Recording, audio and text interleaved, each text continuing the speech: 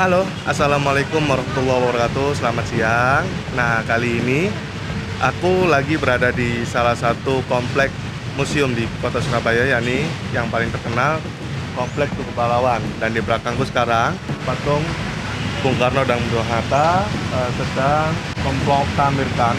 Jadi di sini ada keterangannya, the first president and vice president of Indonesian Proklamator of Indonesia. Jadi proklamator pertama Bung Karno dan Bung Hatta. Dan di sini dengan background gedung Rutvan Justisi, yang dimana ini adalah gedung neopolitik dan digunakan pada masa pendudukan Jepang, itu digunakan sebagai kantor polisi Kenpetai. Jadi dan ini adalah sisa-sisa yang berada di depan, yakni sisa-sisa karena hancur dulunya karena memang perang area-area Surabaya melawan tentara Inggris. Jadi sisa-sisanya hanya seperti ini mungkin seperti ini. Kurang tahu untuk ini bangunan asli atau udah replikanya. Jadi sedemikian rupa, sangat ikonik. Jadi kalau sama kalian datang ke Surabaya, belum rasanya datang ke Surabaya kalau belum ke Museum Tugu Pahlawan. Ini area komplek lapangan, dan di sana nanti ada museum 10 November yang berisi tentang sejarah pembangunan, tentang monumen Tugu Pahlawan, dan beberapa sejarah tentang pertempuran di kota Surabaya dan asal-usul serta informasi sejarah yang lain. Gak perlu lama-lama, aku langsung tunjukin kepada kalian untuk area-area yang berada di sekitaran monumen Tugu Pahlawan itu seperti apa. Lalu nanti aku akan tunjukkan di video selanjutnya, tunjukkan di dalam museum 10 November seperti apa. Dan untuk masuk ke museum, tidak lupa kalian juga harus memesan tiket melalui tiket wisata .surabaya.go.id. Untuk tiket masuknya hanya 5.000 aja. Gak usah lama-lama, kita keliling, aku ajak kalian keliling di area sekitar monumen Tugu Pahlawan. Yuk. Nah, setelah masuk tadi dari depan patung Bung Karno dan Bung Hatta, ini adalah salah satu lapangannya. Jadi biasanya digunakan untuk berbagai acara, biasanya untuk setiap peringatan Hari Jadi Kota Surabaya. Lalu juga dari Hari Pahlawan juga, biasanya di sini juga ada peringatan, ada teatrikal dan kegiatan-kegiatan yang lain yang biasanya digunakan oleh Pemkot atau Pemprov Jatim dengan latar belakang monumen Tugu Pahlawan. Nah, di sana juga terlihat beberapa wisatawan meskipun di hari kerja, tapi banyak banget wisatawan mungkin dari luar kota Surabaya juga jalan-jalan menikmati monumen Tugu Pahlawan dan Museum 10 November. Dan di belakang sana itu kelihatan itu adalah kantor gubernur yang sampai sekarang masih otentik originalitasnya. Dan di sini ada museumnya, dan di situ belakangnya monumennya saya maksud, dan di situ di belakang ada museumnya. Yuk sekarang kita jalan ke sana. Nah, oke, sekarang aku lagi ada di depan patung Gubernur Suryo. Yakni patung Gubernur Suryo ini adalah Gubernur Suryo itu termasuk salah satu sosok pertama gubernur di Jawa Timur. Jadi di tahun 1945 beliaulah adalah salah satu gubernur pertama di Jawa Timur. Jadi di sini di sisi barat lapangan itu ada yang namanya 3 patung, yakni patung Gubernur Suryo. Lalu di belakangnya sini ada patung lagi. Aku akan tunjukin kepada kalian, yakni patung Dul Arnowo. Yakni patung Dul Arnowo ini salah satu keterangannya di sini adalah wali kota pertama, adalah salah satu ketua KNI Komite Nasional Indonesia di Surabaya untuk Surabaya, yang kemudian pada tahun 1950 menjadi wali kota Surabaya. Di belakangnya ada salah satu napak tilas gambaran bahwasanya Dul Arnowo itu kegiatannya dulu seperti apa. Jadi mungkin salah satu pergerakan juga, dan dulunya juga pernah ikut. Di sini ada gambarnya peta tentara Jepang dulu. Terus habis itu ya sampai pada ikut pertempuran di 10 November hingga pembangunan di Monumen Tugu Pahlawan. Lalu di selanjutnya ini ada patung Bung Tomo. Nah, di belakang kita ini patung Bung Tomo, ya kita tahu beliau adalah salah satu, ini keterangannya adalah penerus BPRI Barisan Pemberontakan Rakyat Indonesia yang kemudian mendirikan sebuah radio pemberontakan di Jalan Mawar yang membakar semangat para arek-arek Surabaya untuk ikut berjuang, yang pada khususnya setelah proklamasi, yakni di bulan Oktober hingga November. Tadi ada keterangannya, dan nanti di Museum 10 November itu lebih lengkapnya. Dan beliau disandingkan dengan mobil kesayangannya. Jadi di depan ini adalah mobil dari Bung Tomo, seperti ini. Kita agak turun dikit di sini dengan mobil merek Opel Kapitan, tahun pembuatannya 1956.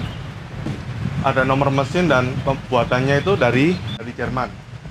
Platnya N. Jadi ya sekilas seperti itu. Mereka bertiga, monumennya menghadap ke kantor gubernur. Aku akan ajak kalian jalan di sisi timurnya. Di sana juga ada beberapa patung, mungkin dibuat sebagai salah satu sosok penting, tokoh lah, yang ikut berjuang demi kota Surabaya. Oke, sekarang kita ke sisi timurnya, atau yang lebih tepatnya di depan kantor gubernur. Nah, sekarang kita berada di sisi timur Tugu Pahlawan ini. Di sini ada 3 patung, yakni yang pertama ada Residen Sudirman, yang pada tahun 1945 Residen Sudirman ini adalah kepala Keresidenan Surabaya yang dulunya masih belum dijadikan kota, yakni masih Keresidenan, dan beliau itu turut dalam perundingan dengan Brigadir Malabi di Gedung Internasio. Jadi sebelum pertempuran itu pecah, yang di sini ya, itu terlihat beberapa karikatur ataupun gambaran beliaunya seperti apa sosoknya. Sini di belakang kita adalah sosok Maijen Sungkono, yakni Komando BKR atau Badan Keamanan Rakyat, yang bermarkas di Jalan Tregolan 4 Surabaya. Dan beliau adalah tokoh yang memimpin berbagai serangan terhadap Jepang maupun Sekutu. Nah, memang ini dari belakangnya kita, beliau yang memimpin Badan Keamanan Rakyat ini. Oke. Oh ya, tadi lupa. Kenapa menghadap ke arah barat? Jadi ke arah barat itu arahnya ke jalan Raja Wali, yang di sana ada yang namanya Gedung Internasio, yang digunakan untuk perundingan bersama Sekutu dan meletus dan terjadinya peperangan di sana.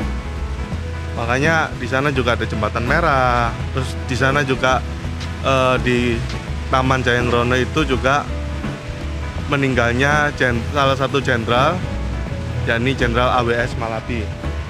Di sini juga ada salah satunya pejuang, yakni namanya R. Muhammad, salah satu mantan perwira peta Karesidenan Surabaya yang turut dalam perundingan dengan Brigadir Malabi dan sebagai wakil yang berdiplomasi di Gedung Internasio pada tanggal 26 Oktober 1945 di Jayangrono, Surabaya.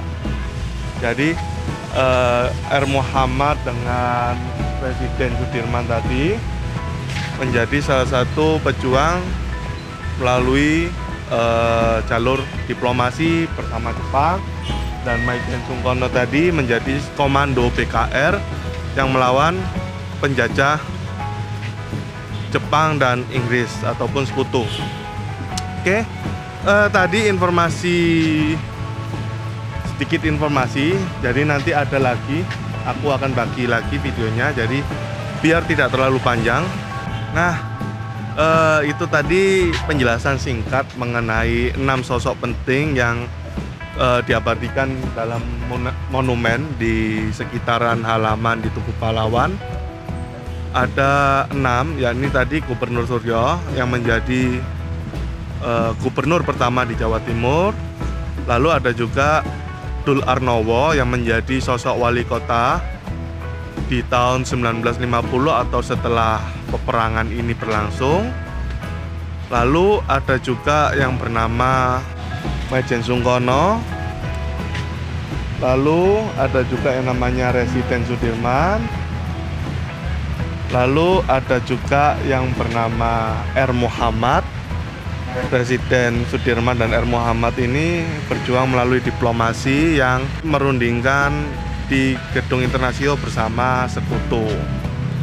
Lalu juga ada Majen Sungkono tadi yang menjadi komando PKR yang mengepalai atau memimpin pasukan untuk melawan Jepang dan Sekutu atau Inggris. Lalu yang terakhir adalah Bung Tomo yang menjadi penyemangat bagi arek-arek Surabaya dalam ikut peperangan berlangsung. Oke, cukup sekian videonya kali ini. Nanti aku akan sambung lagi ke area atas. Jadi di sana, nah area atas itu, area atas museum itu ada monumen yang nanti aku akan jelaskan di video selanjutnya. Terima kasih telah menonton video ini. Jangan lupa like videonya, komen di bawah, dan share video ini ke teman-teman kalian. Mungkin yang sering ke Tugu Pahlawan tapi belum tahu patung-patung ini tuh isinya apa aja sih. Kadang memang juga terlupakan karena memang posisinya berada di dalam. Jadi ini trotoar untuk jalanannya, patungnya berada di dalam, jadi kurang terekspos keluar, jadi orang mungkin jarang melihat ke sana. Jangan lupa buat teman-teman yang belum subscribe channelku, subscribe channel ini, tombol merah. Lalu jangan lupa buat teman-teman yang belum follow Instagramku juga bisa follow @imron_fotografi. Kalian bisa juga DM di Instagram mengenai mungkin ada beberapa pertanyaan tentang wisata kota Surabaya ataupun tentang fotografi. Kalian bisa chat aja via DM ataupun via WhatsApp. Di situ juga ada kontak person. Dan rencananya nanti aku juga bakal bikin sebuah e-book mengenai tentang pariwisata kota Surabaya dan juga tentang basic-basic fotografi. Oke, terima kasih telah menonton.